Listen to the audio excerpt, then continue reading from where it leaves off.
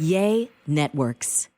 Sipping a cup of decaf coffee, there's a lot of different reasons. Someone may opt for decaf. Some feel as if they're choosing it. Others feel like they have to choose it.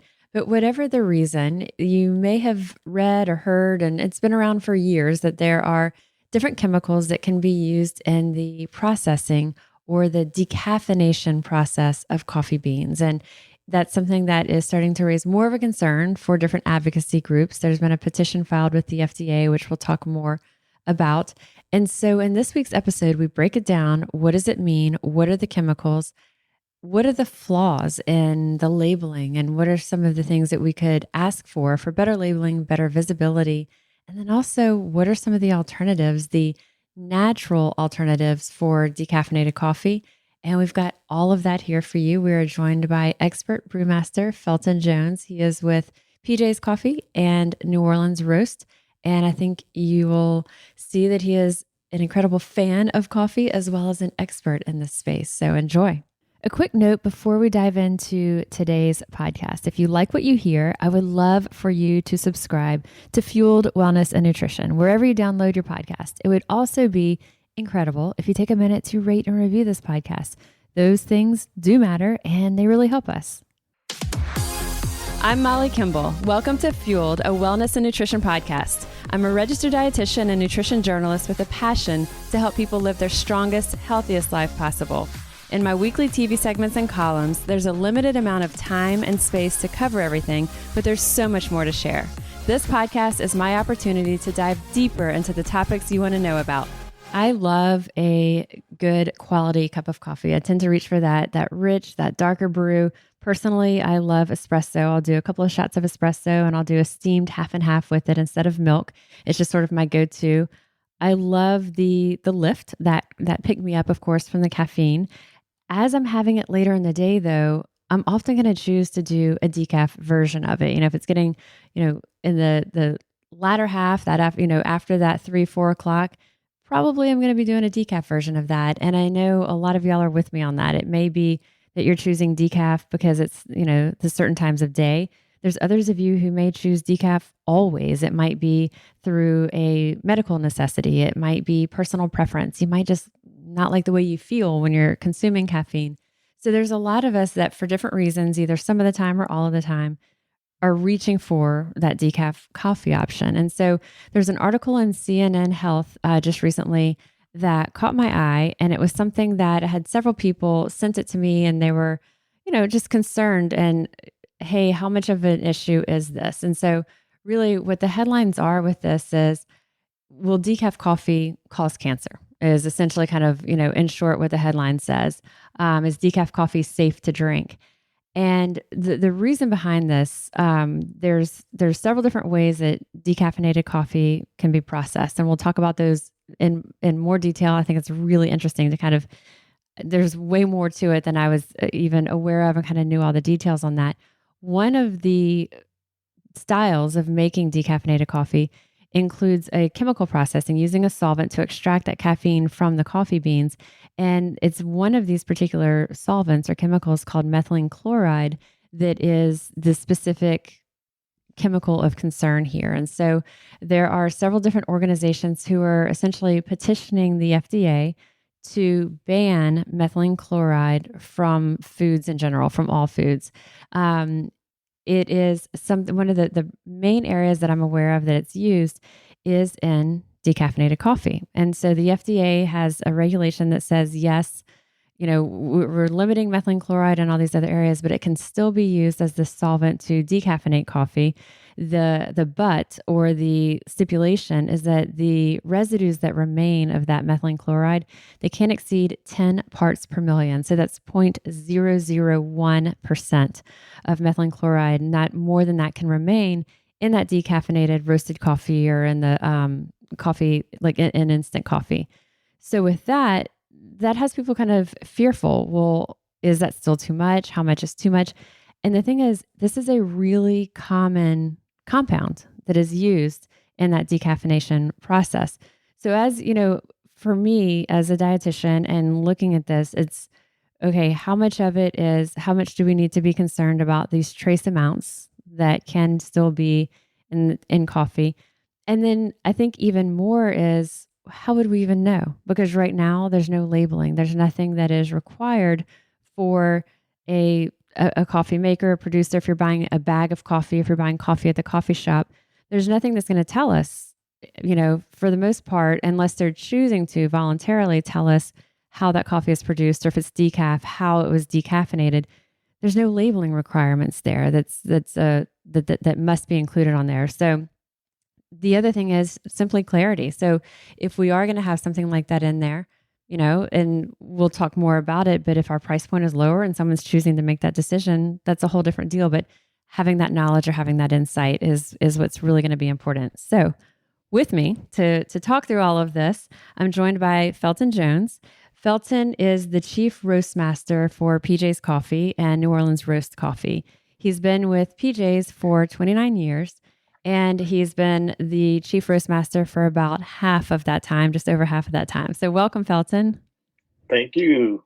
How are you? Great. You're off at a conference in Chicago talking more things coffee. As always. And so you're the chief roastmaster. You're also the brand ambassador for Yes. PJ's, which is Yes. a really fun job. It is. It's cool. It's one of those things, Molly, where when I hand someone a business card, I just sit and wait for it because they look at Roastmaster on the card and they're like, "So what is a Roastmaster? What do you do?" And oftentimes, uh, after people find out, of course, they say, it's a really cool sounding thing, and how does one become Roastmaster? So yeah, I'm always prepared for discussion after introduction. I do have a couple of questions before we get into the methylene chloride conversation because these are equally interesting to me. So, Yeah, how yeah. did you become a roastmaster? What was your experience before joining PJ's with PJ's? Yeah, in today's world of coffee, there is a lot of coffee education available in terms of there are some universities that do coffee,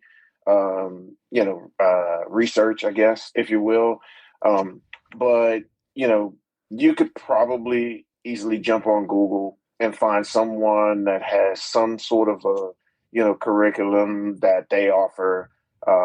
Non-college related that, they'll teach you the ins and outs of coffee, whatever you want to learn. And so, are there shortcuts to it? Yeah, absolutely. I would say, but nothing, as we know, beats time and experience and tenure. And so I'm proud to say that from my era, it was just a matter of being on the job, being in a facility, being in a roasting facility, taking advantage of opportunities to grow and expand and learn more. And it seemed like the more I learned, the more I wanted to know.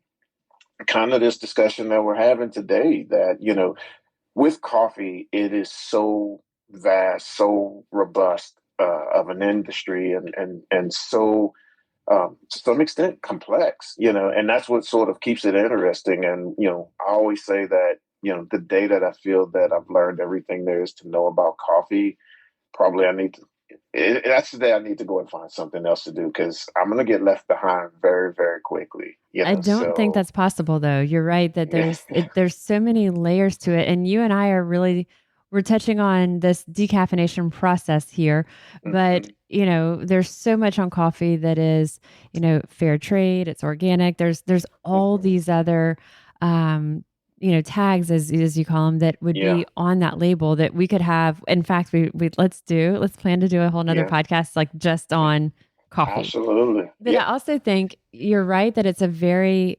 complex topic and coffee is a very complex product, but it's strange because it seems so incredibly simple. You have, Yeah.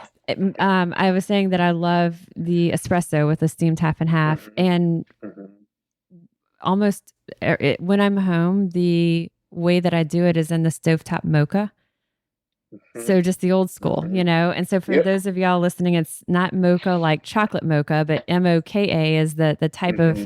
um I don't it's not it there's you don't plug it in. It's just basically a stovetop. You put the water on the bottom, you put your little espresso Yeah. in the little basket or the grounds there, and then it I guess It almost works like a percolator. Right. It's like a percolator, Yeah. right? Like a Yeah. stovetop percolator. Thank you. You could Yeah. like imagine that you could bring it out camping or something and have it there. It looks like something that your grandmother had or like your kind of crazy uncle took on the camping trips or whatever. Yeah. But it's Yeah. that. And to me, that and making the coffee in there is so simple that we don't always think about what goes into it all the way before it Yeah. arrives in that way. Yeah, yeah, that's a great point. And when I teach coffee education classes, that's really my main goal. My main goal is to expose you to all of the things that go on in coffee before it even becomes a coffee bean. One of the things that I see the one of the most common reactions from is when I tell people that a coffee bean,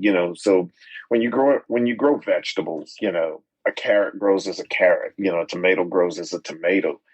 The coffee bean is actually the seed of the cherry that is grown on the tree. So the tree bears what looks like fruit, and that fruit is the cherry. And within that cherry, you have two coffee beans.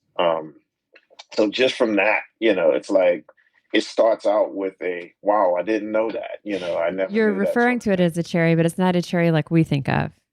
Right. Correct. It Okay. looks exactly like a cherry. It's red. Yeah, and once it ripens, it turns a very beautiful red. But there are things associated with that it has to be picked at the perfect time. So when you think about a coffee farm with thousands of trees on it, and they may have, if it's a large coffee farm, they may have 200 people working on the farm during the harvest season, and it's all picked by hand. So it's really about perfect timing and that sort of thing because they can't pick them before they're fully ripe and they can't allow them to stay on the tree and overripen. And those are some of the things that they take very seriously at origin. That doesn't translate over to the cup without your knowledge of what goes on there. Right. So, We just sip it and think we like it or we don't. mhm, And yep. so, as Roastmaster, are you responsible for creating the different varieties of coffee that we see through like New Orleans Roast and PJs, like the varieties that are you behind those? Yes, I am. So part of my job as Roastmaster is sourcing the coffee beans, determining how we should, best roast the coffee beans. We call those roast profiles, and I describe roast profiles as sort of a recipe of temperatures. So every coffee bean behaves differently during the roast process for reasons of the bean size, the moisture content within the bean, or the density of the bean itself. And so what we do is we'll go through several different, I guess, practice runs with, samples of the bean to determine what is the best way to roast it, what is the best, you know, uh, variety of temperatures during the roast process, which is typically only about 12 minutes long. But we can change things. So we can take one coffee bean from one origin and roast it according to different roast profiles and create different flavors in the cup. So it's pretty cool. It's sort of like a baker may think of, you're adjusting the time and temperature to get like just the perfect texture for your, Yeah, correct, cookies or whatever. correct. And Yep. so just those small variations in time, temp, and um, with that, I guess that's a great way to lead into the decaffeination process because Yes. when you're doing regular coffee, you're figuring out the perfect strategy for roasting those beans. And when you're Mhm. doing the decaf version, tell us well, I guess we can talk about not just what y'all do, but there's several different ways that coffee beans can be decaffeinated. So walk us through Yeah. sort of the most common ways.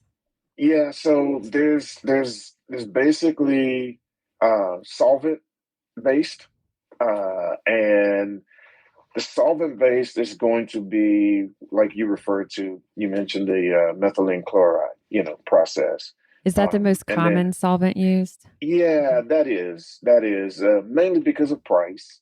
And then the other is the non-solvent base, which is and with that solvent, there's within the solvent based processes, you have the indirect and the direct. The non-solvent base would be the Swiss water process, and everyone has heard of it before. And if you haven't heard of it, just think about, if you're roaming the street somewhere, you're paying attention to all of the different cafes, and suddenly you walk by a cafe, and it's like the equivalent of a bar where there's this big neon sign hanging in the window that, says Swiss water decaf. So, those who, serve or sell the Swiss water decaffeinated coffee, they obviously want you to know. I mean, there's a lot of heavy marketing that goes behind it because it is a much more expensive process. And because of that, it's one of the things where they deservingly want to, boast and brag about their process being more of a natural process and that sort of thing. What's very interesting is, I've known people in the coffee industry that were affiliated with the Swiss water decaf, processing, or processor. And I cannot say that I've ever heard a bad word from them about the other processes, which I think, deserves mentioning and it's commendable. They just primarily brag about their process being an all natural process, Right. and they leave it at that. And Right. and I think that's a very stand up way of promoting yourself. So tell us what that looks like because that sort of seems like the old school kind of purist approach is that Swiss water. How does that work? So with any of these processes, it's going to involve heat, mainly from the water itself, the water that it's used. Because I guess a simple example that I could give is, you'll hear me use the phrase green coffee. And what green coffee means is, as we as roasters receive coffee, whether you've seen it in person or whether you've seen it on TV, you have these big burlap sacks of coffee. And inside of those burlap sacks is what we refer to as green coffee. It's called green by way of, it's the color that it is, but green is a term that also means unroasted. So And when it's you just your take whole bean coffee green, right? Correct. Exactly. And it's the roasting process. And this sounds like, simple logic, but it really isn't, for a lot of people because, when people ask simple questions, I've learned over the years to not take anything for granted in terms of what we know or what we think is simple versus, more, complicated, data. Um, when I show people green coffee, they're like, I never saw that before. So how does it turn brown? Is usually the next question, and then we explain the roasting process. Um, but if you take green coffee and you put it in a pot of boiling water on your stove, you're essentially doing a form of decaffeinating that coffee because caffeine is soluble, and that caffeine will release from the beans and become part of that water solution. So all of these decaffeinating processes um, have some version of that example, and then they do other things. So um, the solubility of the coffee beans uh, combined with like a osmosis process would be the best way to describe how the Swiss water process is achieved. So And the it, green beans, green coffee beans are soaked in that hot water. The yep, caffeine is essentially coming out of the bean and entering the water, going into the water. So now you have this like water that is containing the caffeine of the beans. And then also it seems the flavor of the beans, some of that flavor would be lost. Exactly. That's exactly the point. So you hit the nail on the head. And this is one of the reasons why, decaf, uh, a lot of times people, in my opinion, make the wrong assumption that when they taste decaffeinated coffee, it tastes different because the caffeine is no longer there. Well, it's not the caffeine taste that you're missing. It's the residual effect of the other things that may have been lost. So, like, sugars and other flavor compounds that might have been contained within the bean can also be lost in that process as well. And so, hence, when you actually taste it in the cup as a brewed cup of coffee, it just seems like something's missing there. Well, essentially you can't decaffeinate coffee without transforming, To some degree. the flavor profile. When I was Correct. reading about that, the Swiss water process, which y'all just call SWP for short, you Hmm. said. So it's Yep. the green beans are soaked, the caffeine comes out of the beans into the water, some of that flavor is coming out into the water. And then in some is it sometimes or maybe all the time that that caffeinated water is then gone through a filter, like a charcoal filter that'll pull the caffeine out. Exactly. And Yep. then And then what they'll take it from there and they'll use that water to actually soak the next batch of beans in. And they're essentially just trying to figure out a way to try to reintroduce right. flavor back into the coffee beans. And so but it's sort of like you're taking it out, you're soaking the beans, back in that water to try to bring that flavor back in there. But just like anything, it's probably not going to be quite as saturated with the flavor. So again, in that Correct. decaf, that might be a big part of the way that you're kind of seeing that or tasting that difference in flavor. And then I read that Starbucks has three ways. One is this Swiss water process. Then there was one that I read, and you and I chatted just a minute before we started recording for this podcast, but they're using something that is like a natural decaf process that, or one of their three ways is one, Swiss water, two, one that uses like liquid carbon dioxide in Yeah. pressing that into stainless steel tanks that is basically almost like pushing the caffeine out of the beans, it seems like. So there's so much science involved in coffee, and as a coffee head, somebody that's been in the industry for a long time, I've always learned to have an appreciation for people's burning desire to understand coffee further. The one thing about the CO2 process is that um, it is believed that the CO2 only impacts the caffeine component of the bean and very minimally impacts the other flavor compounds involved within the bean. But as you and I mentioned earlier, um, all of these processes, the one thing that most of them have in common, is a variance in price. Like the Swiss water obviously is a higher price than the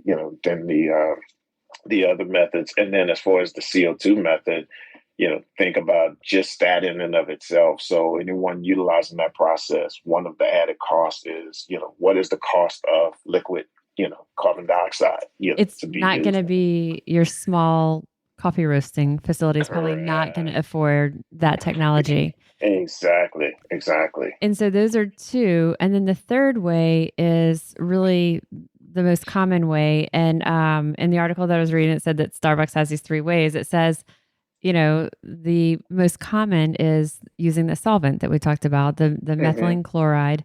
Hmm. There can be other chemicals, but that, as we said, is like the most common in that. And that, tell us what that process looks like and how that works, because I think that's the part that freaks people out. Well, I'm having decaf to be healthier, but wait, there's chemicals happening in my decaf coffee that aren't happening otherwise. Yeah, That's, I think, what makes people nervous. I've never seen this as a let's say a facetious way of marketing it. I'd like to believe that just so it makes it easy to to tag it or what have you is why it goes out this way. But oftentimes it's called Type MC, and I myself Type did MC not. meaning methylene chloride. Methylene chloride, exactly. I for a long time I never made the correlation between the type MC and the methylene chloride. So it's if you think about it from a marketing perspective, it's a lot less impactful on your your Right. psyche. If you're looking at a sack and it says type MC, oh well, this is type MC. Well, if it said methylene chloride, it's kind of like, wait, What is what that? is that? I've also seen it called the European method, which really sounds like Yeah, there's yeah. nothing fake in there. Well, and I will tell you this one thing to celebrate about the fact that it is the European method. I think earlier I heard you mention about something that you read in the article with the EPA being like 10 parts per million is the maximum allowance. Well, the European version, their version of EPA, they have very strict regulations. And in Europe, while we in the United States allow up to 10 parts per million, the Europeans only allow up to 3 parts per million. So you got to imagine that it's not as if they're decaffeinating this coffee according to that process and saying, well, these stacks are slated to go to the United States, so we don't have to, extract as much, as the sacks that are going to stay here. They do the process the same throughout. It's Right. just their process. And so technically, even though we have less strict standards with the United States, EPA, because the process is actually performed in Europe, we sort of benefit from their higher restrictions. So that's something to be celebrated. And then I've never really had a concern or fear about the decaffeinating process because the the chemicals of all of the chemicals that they have used, the various chemicals that can be used, ethylene acetate is another one that you might hear in that same process, but just, in place of the methylene chloride. All of these chemicals, they burn off at some temperature. So I don't know which one it is, but the maximum required temperature to really burn off these chemicals is 170 degrees. That's exceeded during the process. And then we as roasters, obviously, depending on what type of roasting machine you're roasting out of, you may have a variance of temperatures depending on how your machine or how your equipment reacts. But a pretty basic standard for us is, I think the lowest finishing roasting temperature for us is about 453 degrees.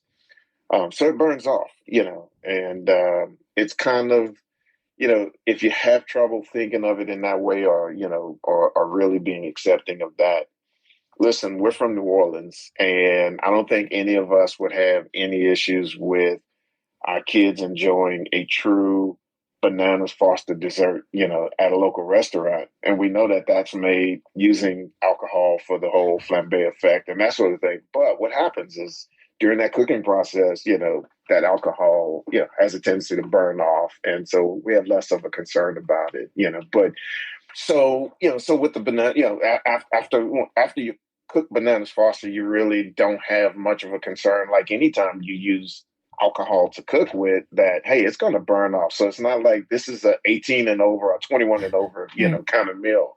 Um, so I think that it could be embraced in that way if you apply that example to coffee. I think it's just that when you say, hey, the results could be, and you say the big C word, Right. cancer, it's like, whoa, whoa, whoa, wait a second, and so now it gets everyone's attention. And once again, for me as a, industry coffee, person, I just feel that, hey, listen, let's not jump to conclusions. If anything, let's let this heightened sense of, awareness or concern, if you will, let's let it drive research. Let the scientific experts do their thing. They don't necessarily have to be coffee experts, but if they have the ability to test, they could do that. And I think the coffee industry would embrace and support. Okay, well, if we didn't have great findings, let's find better findings. And I don't know the answer to this question because obviously, unfortunately, we don't worry about decaf unless we're forced to have to drink it Right. or we diagnose Right. ourselves to have to drink it. But, I mean, I guess the real question is like, how long has coffee been around? And how long has decaffeinated coffee been around? That's a You really know, good question. How long have and when we talk about solvent-based processing, it's almost, I think for a visual, is it pretty similar as the Swiss water processing, but instead of the green coffee beans being put into water, heated, and that soaked out, it's almost like what's referred to as a solvent, which we could say the mhm, chemical and commonly this methylene chloride. That solvent it's almost like expedites that process. It's like it's helping it to be, what is it, faster? Yeah, faster and maybe even more thorough, you Right. know? Like a deeper Um, extraction of the caffeine. Absolutely. Yeah. So, oddly enough, people might find this strange because, one thing that I have gotten repeatedly throughout my career in terms of questions about decaf, I've had the question asked pretty often, like, I heard they use chemicals to Right. decaffeinate the coffee. My mother-in-law, God rest her soul, I used to always say she read too much Reader's Digest Right. because she read an article in Reader's Digest, about coffee and the decaffeination process. And, I don't know, I may be wrong in saying this, but, it's an older generation that was really, attached to Reader's Digest. So when you And put their something like decaf that, coffee. yeah. So when you put something in there like that, of course it's going to raise Right. red flags. And Right. and I'm talking about like at least a decade ago. Right. So that awareness was heightened, and then it goes away. So Yeah. we don't know if it goes away because it becomes not so much of a hot topic, or it doesn't hold water, or maybe it's been proven otherwise. But one thing about coffee, so there are two organizations that exist for us in the coffee industry. One is the Specialty Coffee Association, and the other one is the National Coffee Association. The Specialty Coffee Association is more of a worldwide coffee association. In fact, they just had their conference here in Chicago last week. It ended on Sunday. And they exist, obviously, for the world of specialty coffee, but you mainly look to the Specialty Coffee Association to create the standards. So when you're wondering what is the perfect temperature that your water should be for great extraction, how much coffee grind should you use, and any of those types of questions, they have those answers. But the National Coffee Association, they say, let's let those guys take care of that part. We're going to take care of just protecting the industry for, the sanctity of making certain that the industry is treated fairly, that the industry gets the recognition it deserves, and sometimes to keep the grimy paws of the people who don't mean well for the Right. industry out of it. So the National Coffee Association uh, lobbies in Washington on behalf of the industry. They do a lot of things to protect the industry from, there's been things like taxes and that sort of thing that have been really, threats to the coffee industry. But one of the things that they do actively is they work directly with the FDA on topics like this, and I do know that they are actively participating and very open to, let's get to the bottom of this, Right. kind of thing. So a lot of times when you see these articles about, coffee itself, is it good for you? Is it bad for you? Does it cause this? Does it cause that? When you see the responses and the positive effects of coffee, being touted, that's kind of the source that usually results from. You reminded me, several years back, we did a podcast on like the health benefits of coffee. And so I'll link to that because we didn't get into that. But yes, coffee is actually one of the highest, this is just for our listeners, like an FYI, but it's like one of the top sources of antioxidants like in our diets because it's so commonly Absolutely. consumed. And then Yeah. what we should say is this, I didn't specify this earlier, but several different organizations are currently petitioning the FDA to ban the use of the methylene chloride in coffee. I believe they filed the petitions back in December. They had a period for public comment that was through last month, but it'll be, a long time, possibly years before anything happens on this. So it's not that, I mean, as we know, with any of those types of decisions, nothing is happening quickly. Nothing's happening overnight. It's certainly, I feel comfortable saying it would not be happening by the end of 2024, probably not even into 2027, 28, if anything like that did change. Anytime there's a big system-wide change like that too, there's always kind of that grace period for companies to change their practices. And so as you heard Felton say, there are different processes to use it, but cost can be a really big factor for the manufacturers. And so I think going back to that 100 parts per million, or the 0.001% being the upper limit, there's a organization called the Clean Label Project, and we'll include a link to this. But they test for all types of different products.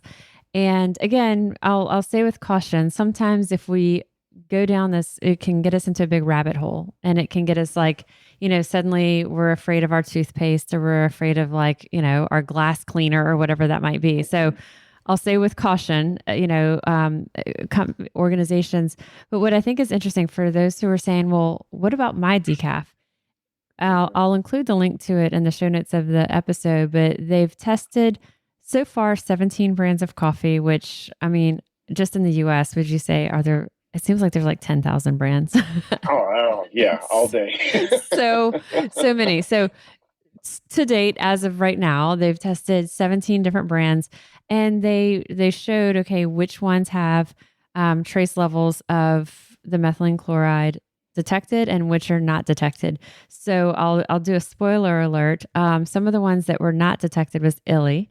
While I do love my PJs, illy is such good coffee. Yeah. And I mentioned that stovetop mocha. And so we do actually have the illy decaf for whenever I reach for one of those in the afternoon. I love that. So illy, and also Nescafe, those are some of the ones that were in the not detected. There's a longer list here. I won't go through it all, but there was about 10 or so that had it not detected. PJs or New Orleans Roast isn't in the list on either side. And then on the side that was detected, there was some that was in Javalia, the Costco brand, Kirkland Signature, their decaf roast, Maxwell House. So there are several in there. But what was interesting is that when they tested and said, here's the ones, there were 7 of them that found the methylene chloride, residuals there. And they were really low in most of them. And so as I misspoke earlier, I said 100 parts per million, but it's actually 10 parts per million. One of the brands they said had 1.4, which is, really minimal, really low when we look at the upper limit of being 10. Another was 3.5. Another had 8.9. And so they don't disclose, at least not that I've seen, which was which. But so there is kind of that wide range in there. So like you mentioned, that European method they're keeping it under 3 parts per million. So there's a lot of variation there. And so I think right now, knowing that, it's going to be some time before any change to be made, if there ever even is change being made. So we would say, okay, what to do now? I think if you felt strongly that you want to avoid it, you would look for something, like Felton was saying, the companies that have their big coffee shop that might say Swiss water decaf. I mean, because as he said, if they're making it with that Swiss water process, it's more time consuming, it's more expensive. They're going to want to shout it from the rooftops. So looking for something that may say solvent free or Swiss water processed, or even something like certified organic, would mean that it was not processed with the methylene chloride. We'll also say those that are produced with methylene chloride, it's not necessarily a bad thing because it's such a trace amount that is in there.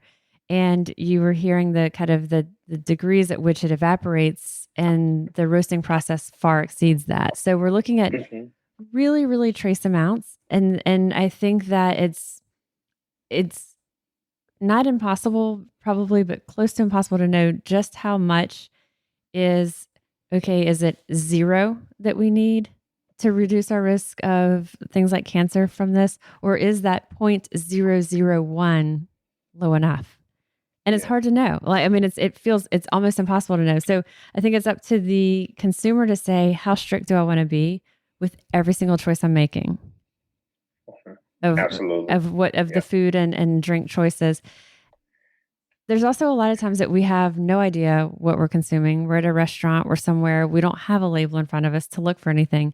So I think a lot of this conversation goes to when we are making that conscious choice to purchase.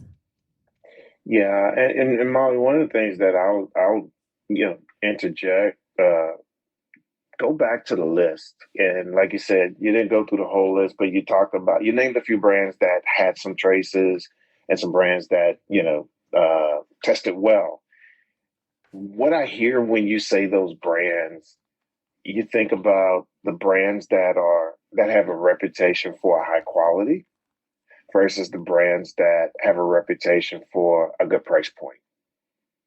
So when you think about Maxwell House, Costco. I Costco. mean, what do we? Yeah, we go to places, like Costco, to look for deals, to look for bargains, and so, obviously the price point is a focus on captivating an audience that is price oriented, and then even with the Javalia. I've always had a notion of viewing them as I call them the department store coffee, and I don't mean that as a knock, against them, but like if you go into like a major department store and they have a little section where you see coffee or something, that was the brand that I always saw. You're absolutely right. And It is absolutely yeah, department store coffee at Chavalia. Like I don't yep, know that I've yep. had it any other place. Any other place. And so what happens is now what they're doing is they're doing an incredible job of branding themselves and they align themselves with that department store brand. And so whatever that purpose is, it's going to dictate things on the front end when they go out and source coffee and what can they do. And we have these conversations all the time at PJ's that our biggest struggle as a large chain coffee roaster, or we're a coffee roaster that supplies a large chain that we are sister companies with, if you will. And essentially, the struggle is how do you find the balance between making certain that you're making good choices for quality purposes, but also keeping the consumer and the price consciousness in mind. And that's where my job becomes very difficult, because I don't want to sacrifice quality. And at the same time, I also have to be mindful that while consumers can go to the grocery store and spend much less, they, if they're spending the money at your location, and they're happy about it, you want to make certain that you're giving them what they should get for that, and so you can't slack on on the quality. If they're looking for a specialty coffee experience, you have to give it to How them. many And then locations does PJ's have now? we're up just over 180 locations now. 180. Wow. Yeah, Yeah, I yeah, was thinking it was in the 120, but that was apparently when yeah, I had the last update on it. So yeah, yeah. it's when he says it's a large coffee chain. And so it's balancing and finding for y'all that sweet spot of what's going to produce a quality product, the product that someone enjoys sipping. It also meets that price point that people tend to be Hmm. comfortable Yep. meeting either in the grocery store with New Orleans Roast or if they're purchasing PJs. Um, going back to the differences between those, if you have side by side something like the Swiss water process, or you have the European method, we talked about, or the Type Hmm. MC, the solvent based or the methylene chloride based, are you able to tell the difference? Like if you had the same beans that were processed each way? So that's a great question.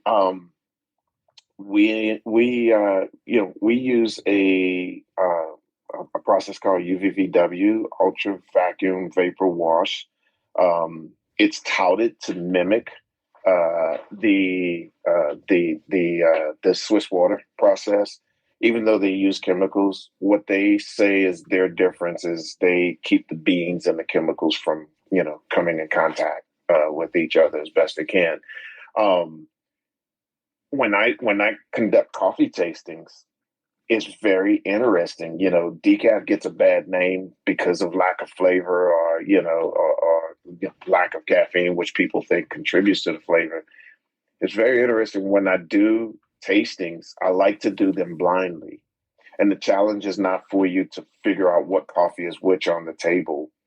Uh, it's less of a challenge and it's more of an opportunity. It's an opportunity for you to go into a tasting without any bias. And I've had an Ethiopian on the table that might have like these awesome grapefruit or citrus or lemony notes to it. I may have like a PJ's Espresso Dolce on the table, which would give you some really good chocolatey or mocha notes or something like that. And then I will sneak sometimes a decaf in there. And when people talk about what they're tasting, you would not believe how often they actually say, I like this cup, and they'll start describing what it is, that they like about it. And when they find out that it's the decaf, they're floored.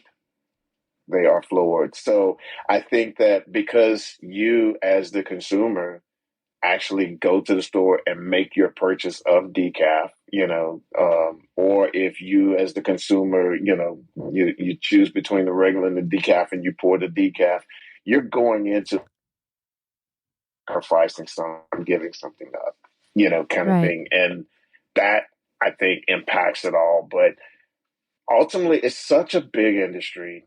Um, one of the things that I have seen as an alternative, and I don't see this overtaking decaf or coffee in general, but we have quite a number of customers that actually have started buying chicory from us, and we sell a pure chicory, a 100% pure chicory, not blended with any coffee. And I was surprised. We actually had an influencer to send us a TikTok video that he didn't use to promote our brand. He just promoted the use of chicory, and our chicory happened to be the one that he was using. And he talked about the health benefits of it and the fact that he has replaced his coffee with chicory because he doesn't have to worry about these questions on the caffeine or the chemicals. It's all natural and that sort of thing. And so it's pretty interesting that people are looking for alternatives, but your decaf audience is so small, in comparison to your, non-decaf audience, as in coffee. It's interesting to see just how much attention this is getting, And a lot of these days. times, going back to the chicory, because that's fascinating to me. Like chicory, we think about chicory blends or chicory coffee. Hmm. Someone would say, "Oh, they use a chicory coffee, and it would be a blend of chicory Right. and coffee." And so, but chicory itself has no caffeine. It's Correct. completely caffeine free. Correct. How does the flavor of just and so you would buy chicory either as the beans and grind it yourself, or you could buy it ground like you would coffee, and you would brew it just like you would coffee? I've only seen it in its, roasted ground format. I've not seen it in the format. So, like, I don't know of or if there are any roasters. I doubt very seriously that there's anyone that, brings in chicory in a raw format and then, turns it into Yeah. a finished good. So it would Um, be the ground form that someone would use instead of in yep. place of coffee. And PJ's or New Orleans Roast sells a pure chicory. Yeah, so we sell a pure chicory we've been selling the pure chicory at New Orleans Roast for a while now, and it's actually like our number one seller on like Amazon and on Wow. our, on our mail order. And then we just, as a result, we said, listen, chicory is not really considered as a gourmet product. I, for one, I've been like one of the sticklers in the company. I'm like, guys, like, listen, we're a specialty coffee brand. Like, Are you people are like, we're coming better to than us this? for yeah, yeah, but at the end of the day, there's various versions of chicory as in origin. So there's an American chicory, there's a French chicory, I think there's an Indian chicory. And my experience in all of them is that the French chicory is like the tops. It's like it's the quality of it. It's not as dusty and that sort of thing. And it has the better flavor profile. So we import that from France. And so we don't do anything to it other than get it in bulk bags, and we repackage it in smaller retail bags. And with the popularity of it, we decided, hey, let's not, rob our PJ's audience of this. Right. Let's give them the opportunity to have this experience. And um, we just rolled out, our PJ's Chicory line, so you'll see that pop up. Shameless plug, but yeah, But it I is also relevant. appreciate you sort of coming full circle on it and okay, Yeah, let's open to this. Now, and earlier I was like, in what format is it sold? Is it ground or whole? But then it clicked to me when we talk about chicory coffee, chicory is from the chicory plant was the chicory root. And the root. so it almost it's basically like a root vegetable. So my question earlier wouldn't have made any sense of would it be in any other product. Like no one's buying just that root really. You would be buying the chicory root that would be, I suppose it's roasted and then ground Hmm. to make coffee. And am I right in understanding that, years ago, someone couldn't afford coffee. Chicory root was sort of the substitute that someone would drink as an Yeah, inexpensive source of I've coffee. heard that. And then specific to New Orleans, because during the time of, I think it was World War II, New Orleans has always been, a big port city for coffee. You know, we fail in comparison as far as size to the big ports like, you know, Oakland, San Francisco, Jersey. But as far as the volume of coffee that comes through our port, we rank right up there with those guys. And so during the time of the war, coffee became, hard to get. They had to ration coffee because the ships couldn't come up the Mississippi. The way that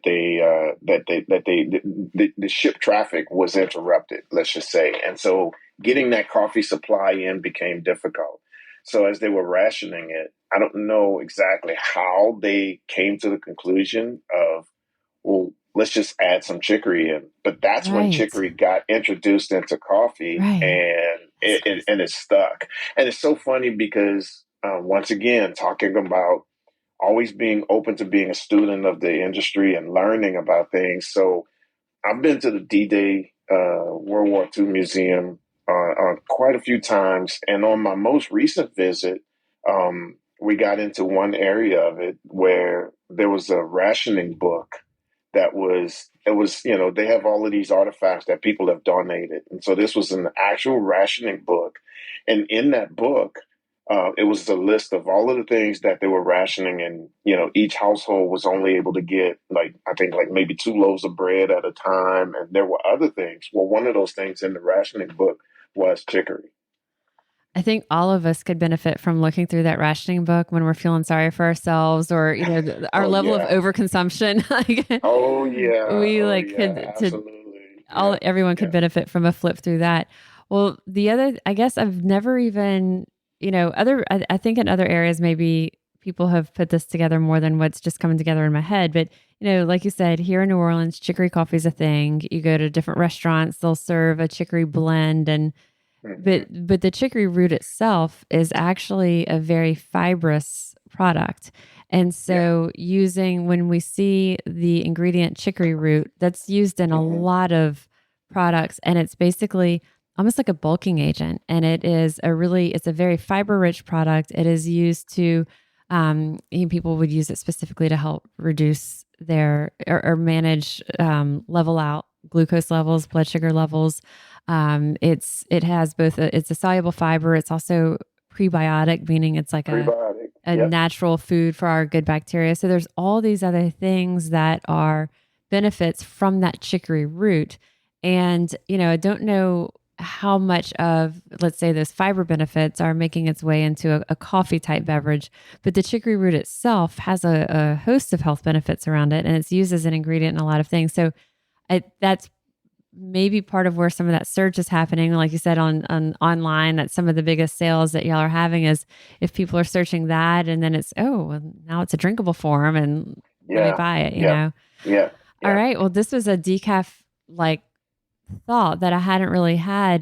But I really love that idea knowing that you guys have it, that it's something to offer to people and it's not even a chicory blend. It's just the pure chicory coffee. Pure chicory. Yep. And how do you feel it stands up if you were going to reach for coffee or you were going to reach for y'all's chicory?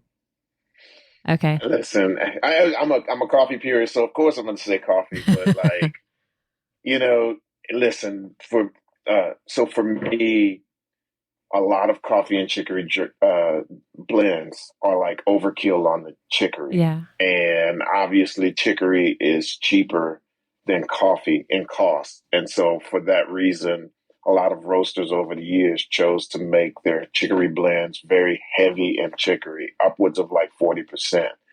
When I developed the the chicory blend for PJ's and New Orleans roast, I capped it out at 18%. I wanted you to still be able to enjoy a good cup of coffee with a hint of the chicory, not an overpowering chicory. So I don't know that I personally have um, a tolerance, I guess, if you will, or the taste buds for a pure brewed Right. chicory, Right. brew. But I did, whenever possible, if we get the opportunity where customers might email us and ask us different questions, I always inquire, like, how are you using our product? Right. And so there was one lady that did educate me on it being a prebiotic. And she said that it just works well for her. And the way that she prepares it is in the same way she prepares coffee, but obviously, and like if you use 2 ounces of coffee grinds to make your pot of coffee, you'd use much less in chicory, probably as much as half of that in chicory. So she makes a pot of chicory, hot chicory, and she pours it and makes like a cafe au lait using just the chicory, the milk, and she sweetens it and she drinks it that way. And I said, okay, well, at least she's tailoring it to something that, appeases her taste buds. Um, so I don't know that I personally would go for it, but not because of any lack of belief or lack of support for Right. all of the things that it supports. It's just Right. really a taste preference for me. And I see, like the lady who messaged you, but when we talk about it being, rich in prebiotics, there's so much conversation around like healthy gut microbiome and all the healthy bacteria is Yeah. living in there. And so that healthy gut microbiome, as it's referred to, drinking something like chicory goes Hmm. specifically right hand in hand with that. It's something that is an easy substitute that someone can add in and is supporting our gut health. So yeah, I see Right. that and I like it. One more question on the decaf options that I hadn't thought about, but it popped in my head as we're talking this. How about mushroom coffee? Have you tried it?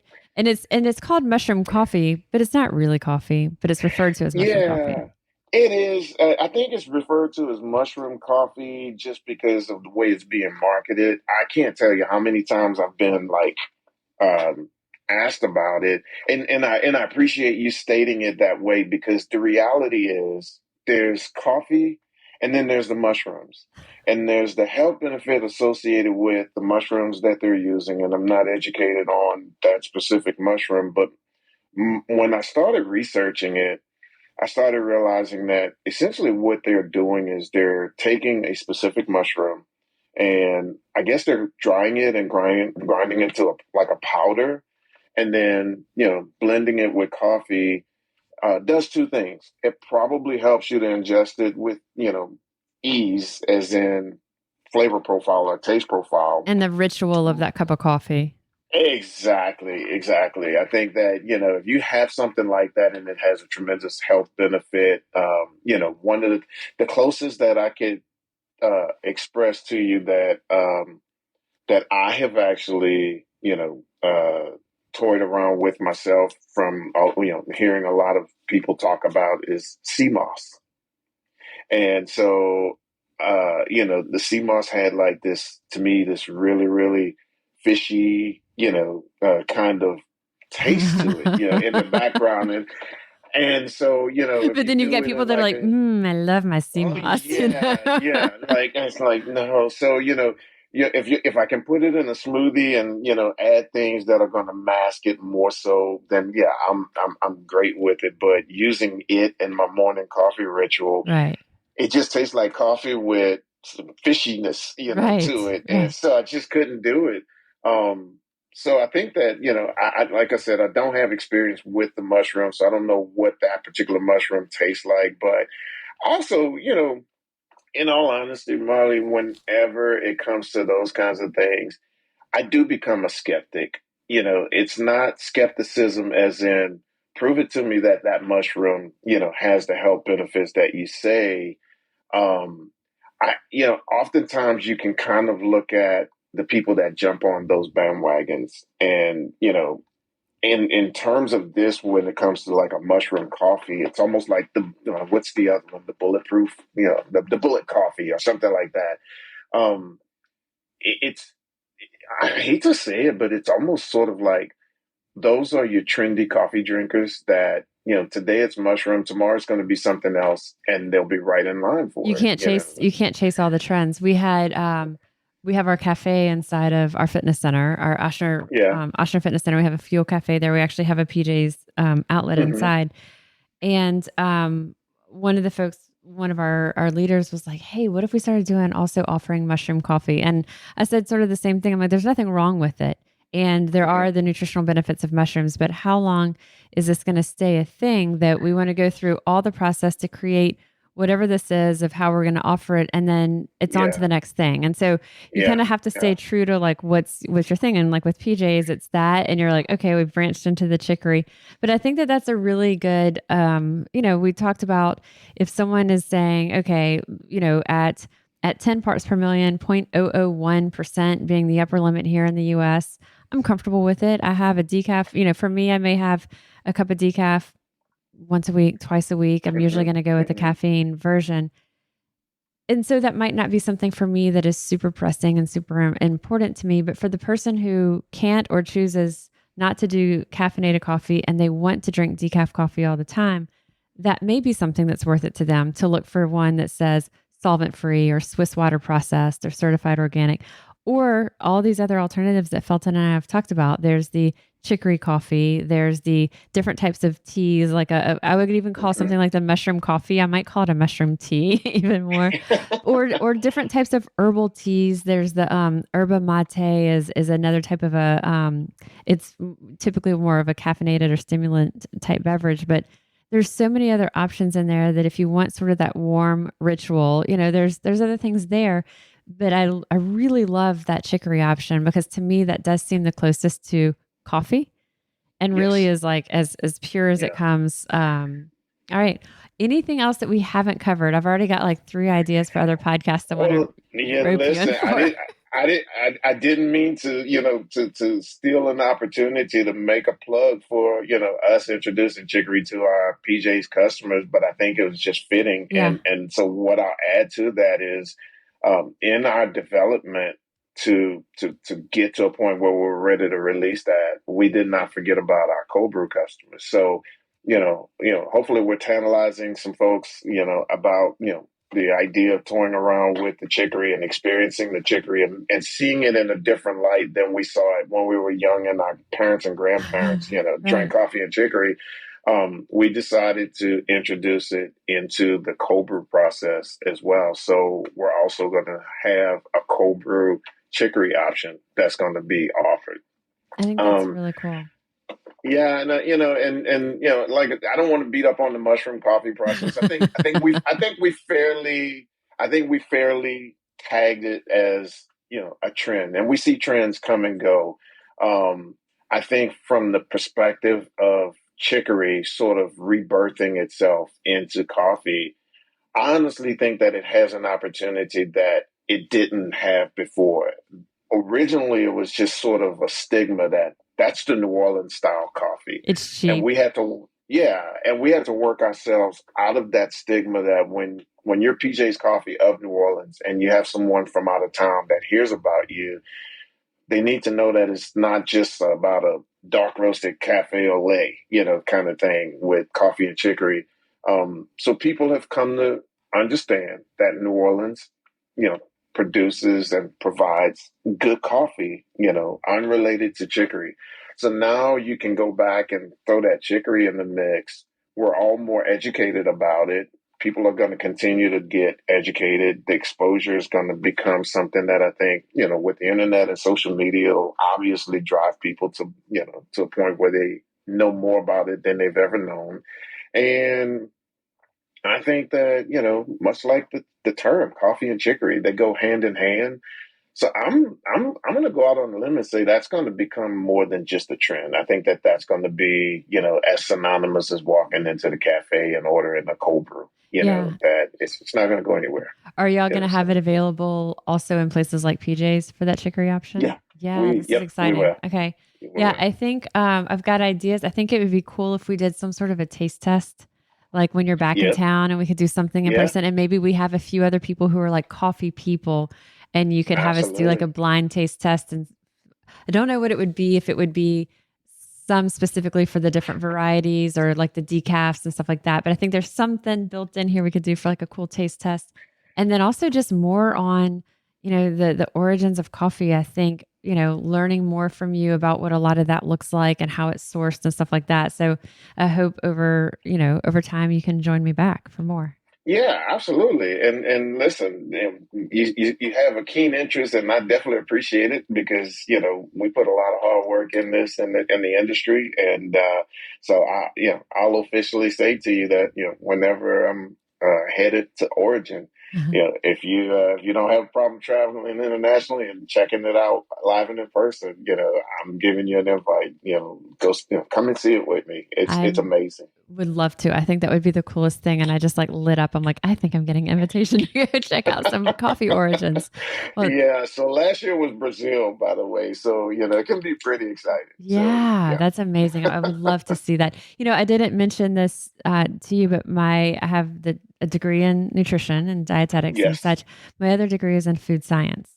And so wow. And maybe that's part of why I geek out a little bit on this, but I really love it. And as part of one of my food science projects, I needed 3 hours left to graduate with a degree in food science by that spring. I had the dual degrees and I had 3 hours pending. And so I was able to, that summer, go with a school group to Honduras and did some food science work there. Yeah. So it was really cool. So not related to coffee, but, still was a really eye-opening experience all around. So, well, I want to give you a plug because a lot of people do know because we did promote it, obviously, but that was some time ago. Our protein velvet ice that you helped to develop, it was supposed to be a limited time, item, and obviously it did so well that it became a permanent menu item for us. It continues to do well today. So I want to personally say thank you for that. But your interest in coffee, your experience, as a dietitian, and listen, the experience you have in food science and all, I will invite you to work together with me or participate in something that I am taking very near and dear to heart. We're working really closely with farmers and exporters in Brazil, as well as Honduras. And we are going to be establishing that same thing with Colombia.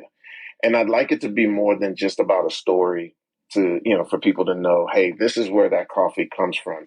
If we can do what we need to do on this end to make certain that everything that's important to us from a food safety perspective, from content, caffeine, all of the things that are important to us on this end from a coffee processing standpoint, those farmers, those origins, they would certainly appreciate us, and welcome us to be more involved or to just educate ourselves on the things that, would be important so we can properly translate that to our customer base on this end. So, I think it's something that you would enjoy, and that is an official invite. All right. We'll definitely schedule some more time to talk through that. I will, would love to learn more. So I really appreciate your time. I actually, going into this, thought, I'll probably have Felton for a 30-minute conversation. We'll talk about methylene chloride, but there is still so much more to talk about in the processes, and then opening our eyes to these other options and stuff too. So I really appreciate your time.